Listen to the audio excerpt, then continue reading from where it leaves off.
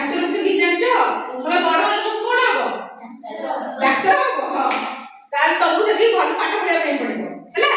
ହଉ ଆଜି ଆମେ ଡାକ୍ତର ବିଷୟରେ କିଛି ଜାଣିବା। କେମିତି ଜାଣିବା? ଆମେ ଗୀତ ଗାଇ ଦେଇ ଜାଣିବା ଡାକ୍ତର। ହଉ ଚିରାଇ ପଡ ଚିରାଇ ପଡ।